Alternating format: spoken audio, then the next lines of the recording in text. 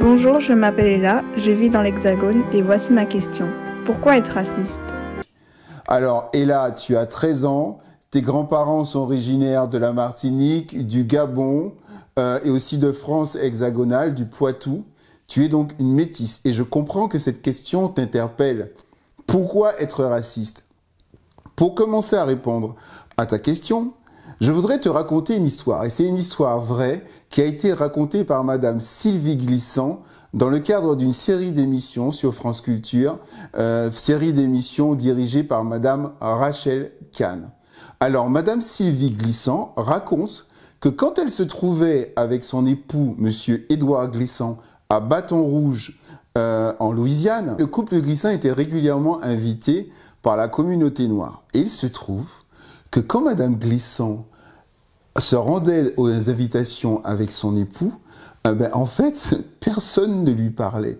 Aucune des femmes ni des hommes de la communauté noire ne parlait à Madame Glissant.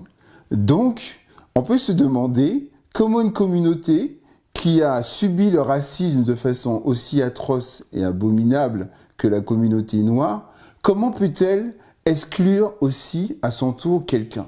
Tu as déjà une première réponse à ta question, Ella, parce que le racisme est un concept, une conception de l'esprit, et dans cette conception de l'esprit, la personne raciste exclut l'autre. Donc le racisme est un système d'exclusion.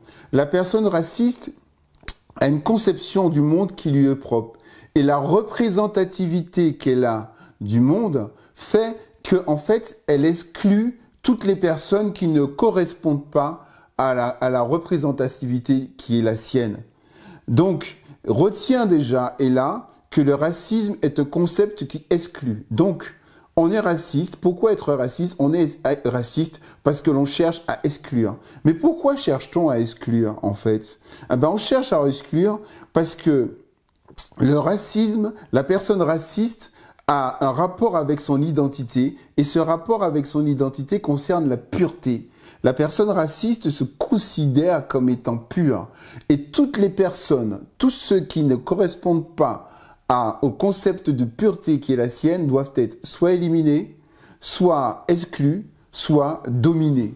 Tu comprends mieux donc d'où viennent les concepts comme le nazisme, la ségrégation ou l'apartheid. Il faut savoir aussi, et là, que le racisme ne date pas de beaucoup de siècles, en fait. Parce que avant, nous nous appelions, nous les hommes, nous disions, c'est l'Éthiopien, c'est le franc, c'est l'italien, c'est l'asiatique, c'est le chinois. Mais nous ne disons pas ni blanc, ni noir, ni jaune. Mais à partir du XVIe siècle, il y a eu ce nouveau concept qui a été créé, le concept du racisme, dans lequel on a défini les êtres humains par leur couleur de peau. Et tu vois, à partir de ce concept-là, nous avons commencé à nous appeler noir, blanc, jaune. Tout ça n'est qu'un concept de l'esprit. Et là, tu comprends la puissance de la parole, la puissance des mots. Comment la parole, comment les mots peuvent transformer notre imaginaire au point qu'aujourd'hui, nous nous appelons noir, blanc, jaune, alors que ce ne sont que des concepts de l'esprit. Donc, cette force de la parole et cette force des mots est très importante à réaliser. Et il y a des philosophes qui ont réfléchi à cette question. Par exemple, Montesquieu, qui a écrit de l'esclavage des nègres, que je t'invite vivement à lire. Il y a aussi Montaigne dans les essais, et puis il y a aussi le discours sur le colonialisme de notre grand poète Aimé Césaire. Donc tout ceci, tous ces écrivains et ces philosophes sont des références sur lesquelles tu pourras te baser par la suite quand tu voudras les lire.